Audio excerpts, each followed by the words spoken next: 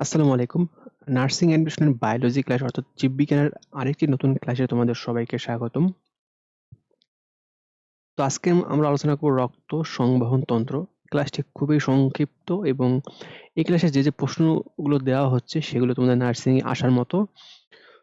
তাই তোমরা ক্লাসটি সম্পূর্ণ করো এবং কোনো যদি বুঝতে অসুবিধা হয় অবশ্যই কমেন্ট করে জানাবা এবং কারো যদি পিডিএফ লাগে অবশ্যই নিচে কমেন্ট করে জানাবা।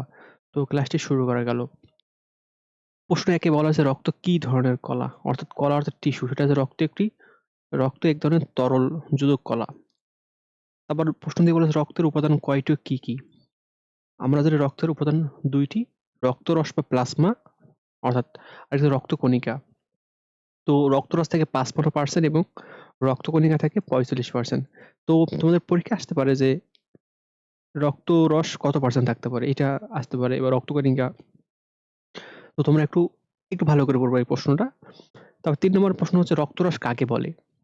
তো রক্তের হালকা হলুদ বর্ণের তরল অংশকে রক্তরস বলে বা প্লাজমা বলে। অর্থাৎ রক্তে মূল উপাদান হচ্ছে লাল। আমরা রক্তটা লাল দেখি, তো লাল অংশ বাদে একটু হলুদ অংশ থাকে, সেটাকে রক্তরস বলে। তারপর রক্তে কয় ধরনের কণিকা রয়েছে? অর্থাৎ রক্তকণিকা কয় ধরনের? সেটা হচ্ছে রক্তে ৩ ধরনের কণিকা রয়েছে। সেটা হচ্ছে লোহিত রক্তকণিকা, শ্বেত রক্তকণিকা ও অনুচক্রিকা। এখন লোহিত রক্তকণিকার ইংরেজি হচ্ছে আরবিসি, শ্বেত রক্তকণিকার ইংরেজি হচ্ছে ডাব্লিউবিসি এবং অনুচক্রিকার ইংরেজি হচ্ছে প্লাটিলেট। তারপর আসি মানুষের শরীরে রক্তের পরিমাণ কত? তো মানুষের শরীরে রক্তের পরিমাণ হচ্ছে মানুষের শরীরের ওজনের ৭% রক্ত থাকে। অর্থাৎ ধরো কোনো ব্যক্তির মোট ওজন ১০০ কেজি, তো সে ১০০ কেজির ৭% অর্থাৎ ৭ কেজি তার শরীরে রক্ত আছে। অর্থাৎ মানুষের শরীরের ৭%। তো এইটা হচ্ছে অনেক সময় ৮% ও থাকে। তো মনে রাখবা ৭% অথবা ৮%। তারপর আসো যে প্রশ্ন ৬ যে পূর্ণবয়স্ক মানুষের দেহে রক্তের পরিমাণ কত? সেটা হচ্ছে ৫ থেকে ৬ লিটার। অর্থাৎ একজন পূর্ণবয়স্ক মানুষের শরীরে রক্ত আছে ৫ থেকে ৬ লিটার। তারপর আসো রক্তের প্রকৃতি কিরকম? অর্থাৎ রক্তটা কিরকম? রক্ত ক্ষারীয়, অ্যাসিডিক? রক্ত যে সামান্য ক্ষারীয়। তারপর আসো যে রক্তের পিএইচ কত? তো রক্তের পিএইচ আছে ৭.৩৫ থেকে ৭.৪৫। তো তোমরা এই প্রশ্নটা ভালো করে পড়বা। এই প্রশ্ন খুবই গুরুত্বপূর্ণ, রক্তের পিএইচ। তারপর আসি আমরা যে শীতল রক্ত বিশিষ্ট প্রাণী কাকে বলে? তাহলে আমরা পড়ি যে যাদের শরীরের তাপমাত্রা পরিবেশের সাথে পরিবর্তিত হয়, অর্থাৎ তাদের শীতল রক্ত বিশিষ্ট প্রাণী বলে। যেমন আমরা প্রশ্ন ১০ এ দেখি যে শীতল রক্ত বিশিষ্ট প্রাণীর উদাহরণ দাও। আমরা ব্যাঙকে শীতল রক্ত বিশিষ্ট প্রাণী বলতে পারি। অর্থাৎ ব্যাঙ পানিতে বসবাস করতে পারে বা ডাঙায় বসবাস করতে পারে। তারপর আছে প্রশ্ন ১১ যে শীত নিদ্রা কি? তো শীতকালে শীতল রক্ত বিশিষ্ট প্রাণীর নিষ্ক্রিয় অবস্থাকে শীত নিদ্রা বলে। তারপর আসো যে শীত নিদ্রাকালে প্রাণীর দেহে কি ঘটে? তো বিপাক, শ্বসন ও রক্ত সঞ্চালন অন্তত কমে যায়, মানে অনেক কমে যায়।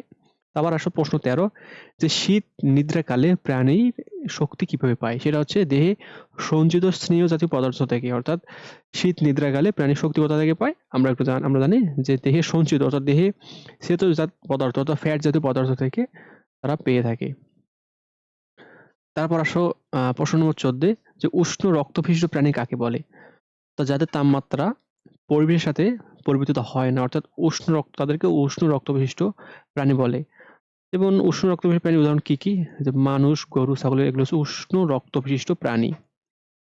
তারপর আসো প্রশ্ন ১৬ যে রক্তের প্রধান কাজ কি?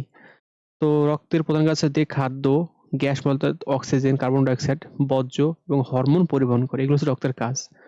তারপর আসে রক্তরসের পরিবহনের কাজ কি? দেখো ক্ষুদ্রাণু থেকে খাদ্যসার বিভিন্ন কলায় পৌঁছানো। তারপর হচ্ছে কার্বন ডাই অক্সাইড ফুসফুসে বহন করা। তারপর হচ্ছে বর্জ্য পদার্থকে বৃক্ক অর্থাৎ কিডনিতে নিয়ে যাওয়া। তারপর আসো হরমোন হরমোনকে বিভিন্ন অঙ্গে পৌঁছে দেওয়া। অর্থাৎ এগুলো হচ্ছে রক্তরসের প্রধান কাজ।